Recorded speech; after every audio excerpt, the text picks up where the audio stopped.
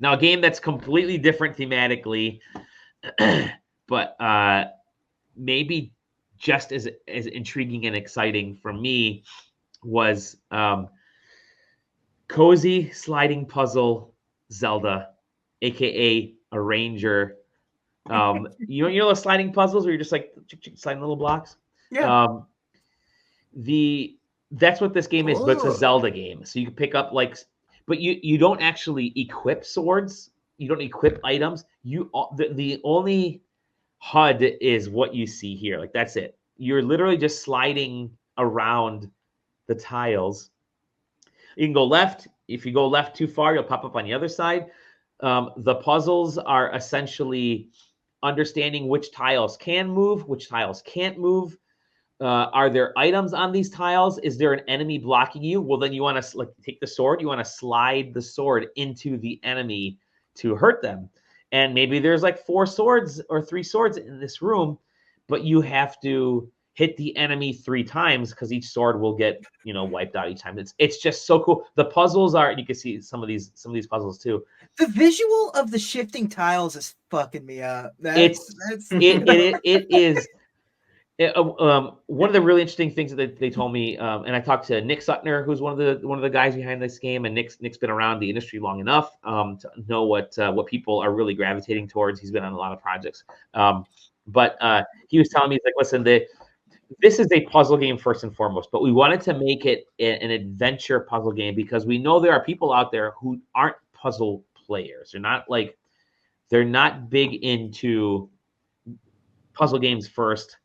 They want to play an adventure game or an action game. And so if we said this was a Zelda-like that just happens to be a puzzle, you may get more people interested in trying this out and then realizing, oh, wait, it is a puzzle game, because you're essentially controlling the world around Gemma. So the interesting story about this, the description, is that you're dragging the world around you, in front of you, and behind you, because nobody seems to like Gemma, this character. Like everybody in town, like the first town when you start the game, just doesn't like her. They're happy to see her leave the town because she just makes a mess of everything and drags things around. Some people get upset when you slide the tiles around them and stuff, so it's kind of cool.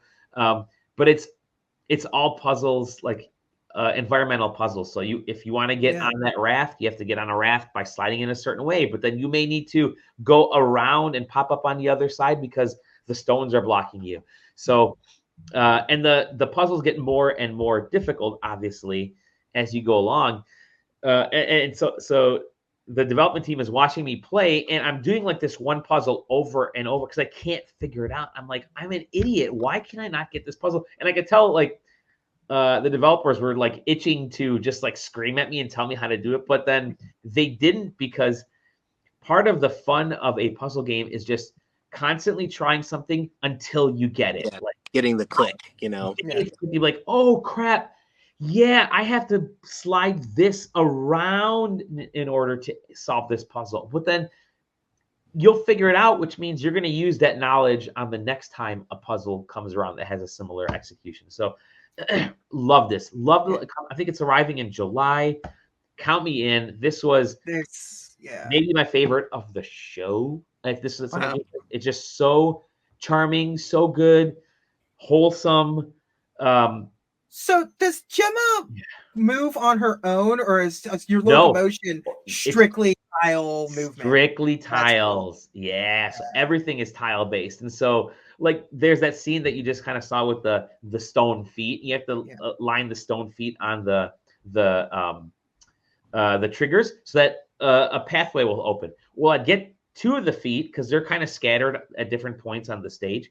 I'd get 2 of the feet, and then I'd bring the other one over. As I'm lining up that 3rd foot, I'm accidentally sliding the one on the left. I'm like, oh crap. Yeah. All right, bring it over the other way, and I start sliding the one on the right, and I have to undo the one on the left. And it's the understanding of getting that to work. I could not stop playing this game. I finished the demo there, and I'm like, can I play this demo again? Can't play it again because it's that good. So yeah, July 25th coming out. Oh, it's coming to Netflix too. It's coming to Netflix.